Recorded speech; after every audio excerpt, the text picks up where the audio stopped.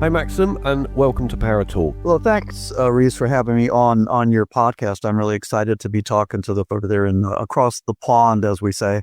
I'm a former psychologist and rock journalist, and I like to write about rock and roll, and I sort of wrote about rock through a sociological lens, trying to make sense of it, trying to validate it.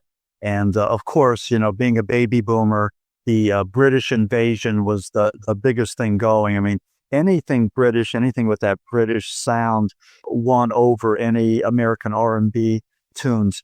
I was writing a rock biography about the song Timothy.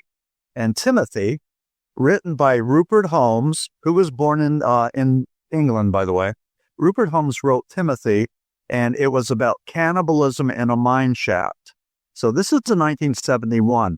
I was working on a rock biography to connect the song Timothy with the 1963 Shepton mining disaster. And in both cases, there were 3 individuals that were entombed within a mine, and only 2 came out. And in both cases, the fictitious song Timothy and also the real-life Shepton mining disaster, there were allegations of cannibalism. The folks believed that the miners cannibalized their mate, and that's how they survived. So as I was researching the Shepton mining disaster, I came across all of these elements of high strangeness, paranormal elements, including out-of-body experiences, near-death experiences, and afterlife experiences, and possible, as well as the cannibalism. But probably the most profound was the alleged miracle of Pope John the 23rd. The miners claimed that Pope John the 23rd was in the mine with them for those 2 weeks that they were entombed. They claimed that Pope John the 23rd saved their lives. And here's the thing. Pope John the 23rd died in June of 1963. Shepton took place in August of 63. This was an example of life after death. In all 3 of the Pope's purported miracles, they happened after he died.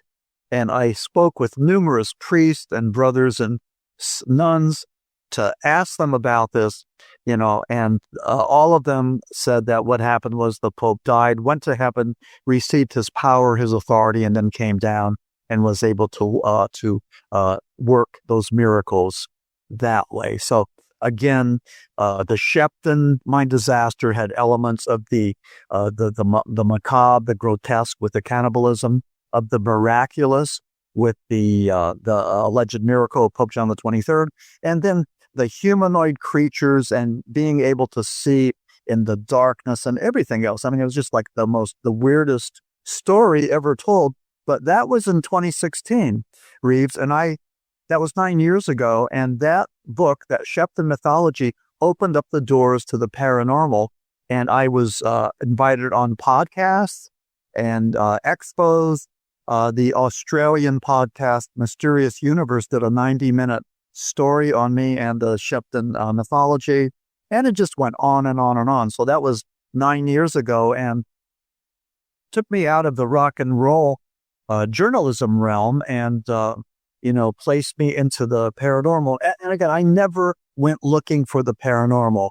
It found me. It stalked me and it found me. And that's exactly what happened. So before we jump into some of the books that you've authored, have you ever had what I would call a first-hand paranormal experience? Yeah, absolutely. I'm a Vietnam veteran. I was a radarman aboard the USS Constellation. And as a matter of fact, just as a little side note, we did combat duties with other aircraft carriers, including the Bonhomme Richard. And the captain of the Bonhomme Richard was Commander Morrison, and that was Jim Morrison's father. That was Jim Morrison of the Doors. So that was his father. So we did the operations out there in the Gulf of Tonkin with the Bonhomme Richard. But when I was a radarman, I and my mates saw numerous flying saucers on the radar scope. We called them bogies. They were faster and more maneuverable than any guided missile than we had or the Soviets at the time had. They were solid contacts. They weren't hallucinations. They weren't reflections from Venus. We weren't neurotic and delusional. We weren't doing drugs. They were solid. They were for real. So here's the thing. We would go and put these sightings in the logbook, and we would mark them as UFOs with their range and bearing. And we were told by the higher ups, to keep our mouths shut. Don't talk about this. And then the next day, those logbooks with all of these UFO sightings would disappear, and there would be brand new logbooks there, and it would start over again. But I would go during my off time. I would look at these logbooks that were still there and look at all of these sightings. They were quite frequent. We all saw them. The reason we were so obedient and loyal and law-abiding was because all of us were pretty much under the age of 20. We were like kids, 17, 18, 19 years old, fighting that war in Vietnam. So, we took instruction well at that time. But I saw flying saucers, and I talk about this in my book, Flying Saucer Esoteric. So they're real. I saw them.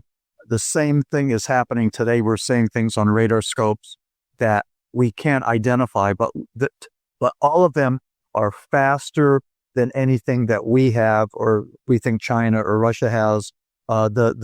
They make such rapid turns that human could not withstand the G forces in these things, and just incredible that so many people have seen the same thing. And then it's incredible too that the American government is talking about full disclosure and transparency, but that's pretty much a song and dance. I mean, that's not the reality. They're talking the talk. They're not walking the talk. So that's what's happening here in the good old US of A.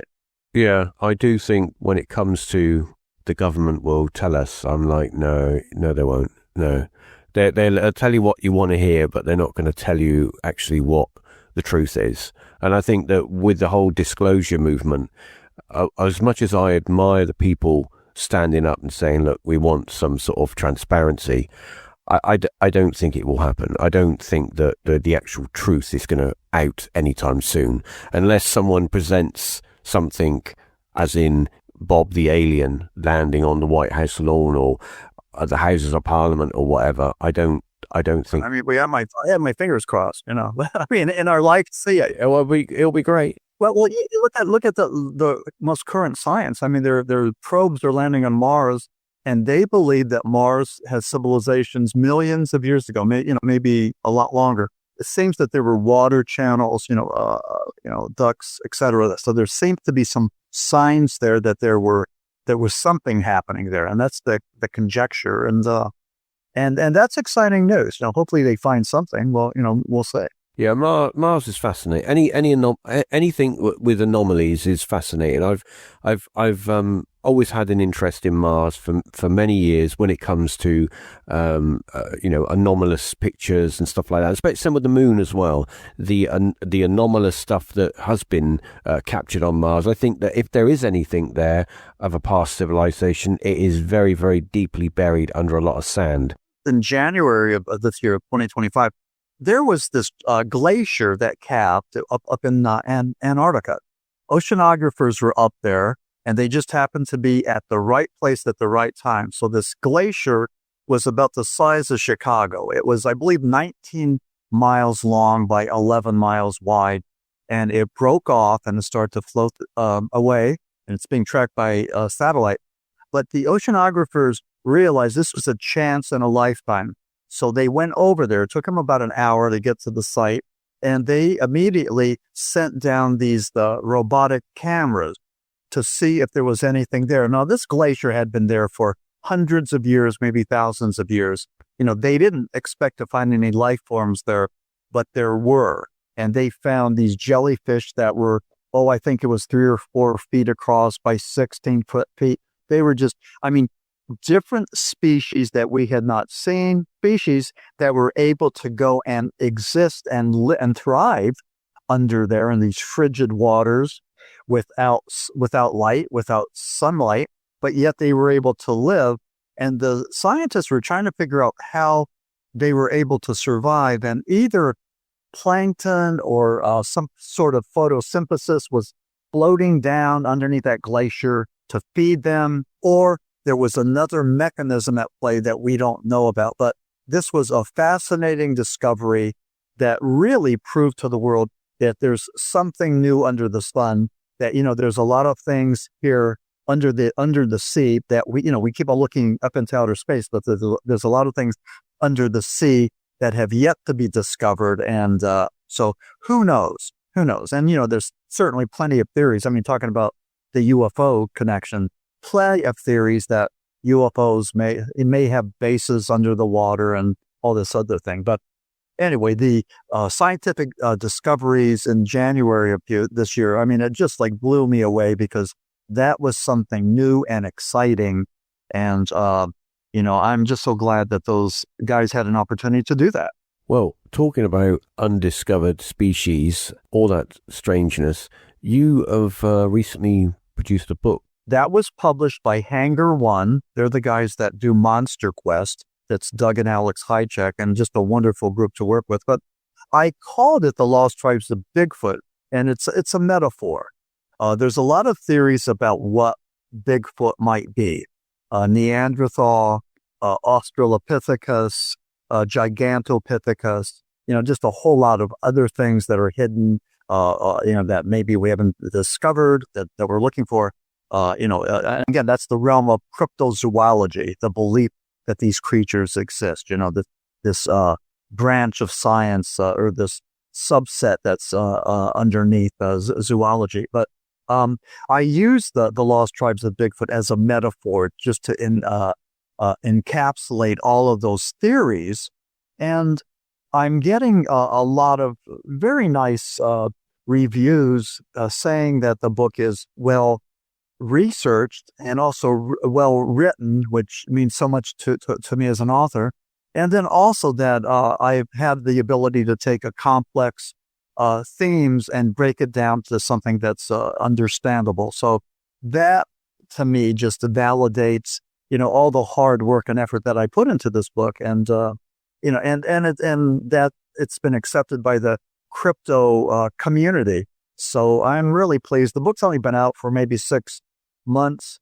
Just yesterday I had an opportunity to be at the Ocala Bigfoot Expo in Ocala, Florida, which is a huge event, with thousands of people, and just a wonderful opportunity to meet the people, to network, to sell books, and to just a great group of people. I mean, I'm just so pleased to be a member of the paranormal community, the paranormal family. So again, this has only been 9 years that to reach this point, but it's kind of cool.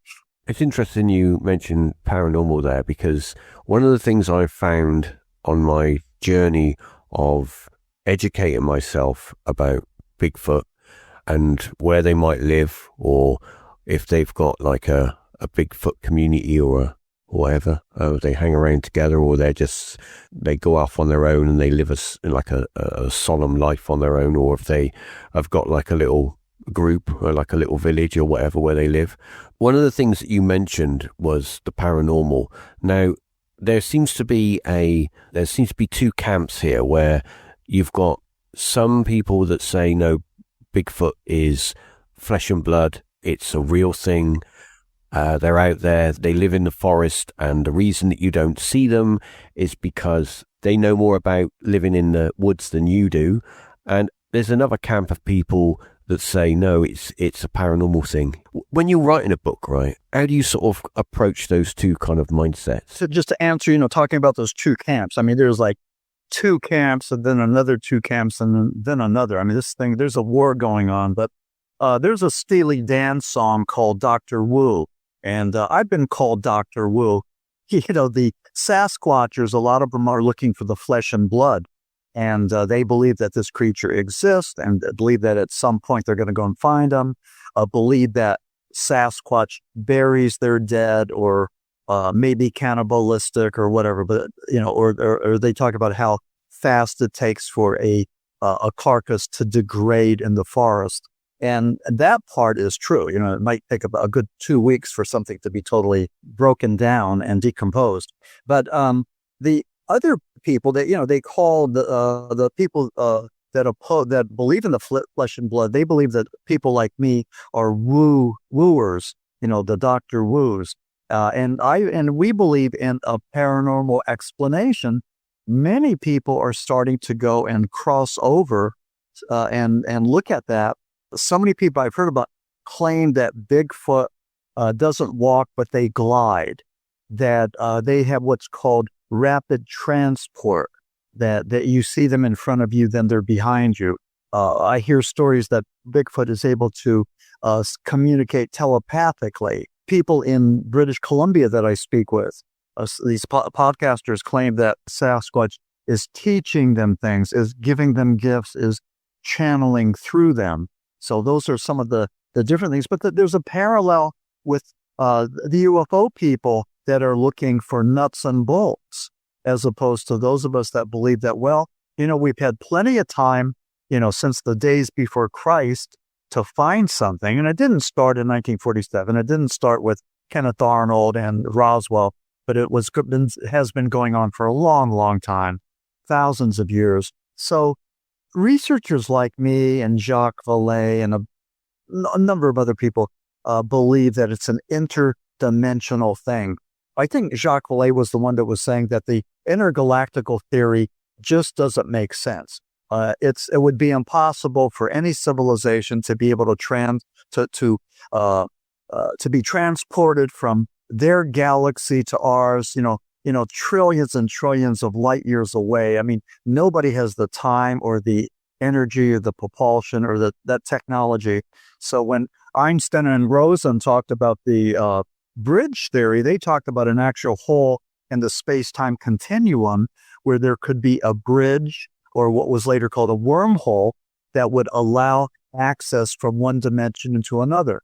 That theory, again, unproven, just a theory, but that theory makes sense. That would show how both cryptids like Bigfoot and UFOs or UAPs would be able to go and shapeshift and maybe time travel from one dimension to another, going through these bridges. So that interdimensional theory is the one that gets me excited. It's the one that gets my interest, because I think it's the only one that makes sense. Keep in mind that to date, we have never found a carcass of a Bigfoot, and we have yet to find any conclusive DNA other than DNA from bear, Himalaya black and brown bear, or, American black bear, but no, credible DNA that the scientific community is able to rally around. Once we find that, it'll be on page one of every paper in every country. It'll be shocking news. But again, we're waiting for that.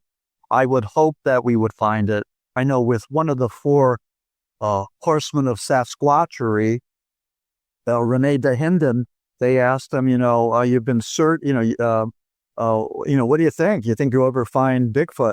And Dahinden said, I've been looking for him for 40 years.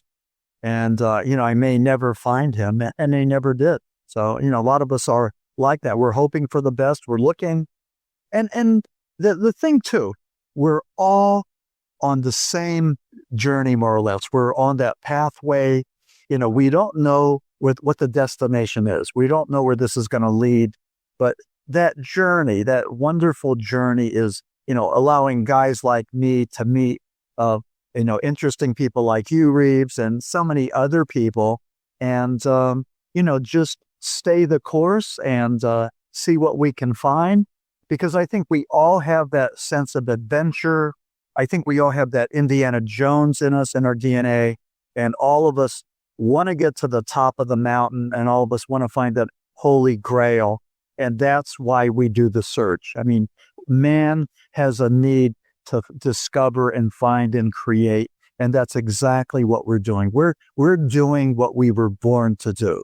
And those of us who dabble in the paranormal, this is what we're doing. We're doing what we're supposed to do. And it's amazing that, a lot of scientists look down on us, and some of the public looks down on us as being freaks or kooky or whatever. But, we're doing a wonderful job in trying to find answers and trying to, answer the question. So, I salute all of my, brothers and sisters out there that are into the paranormal and that are looking for the answers.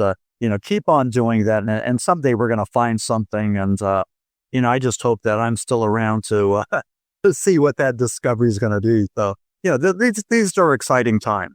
Awesome. Well, thanks again, Maxim, for joining me on this episode.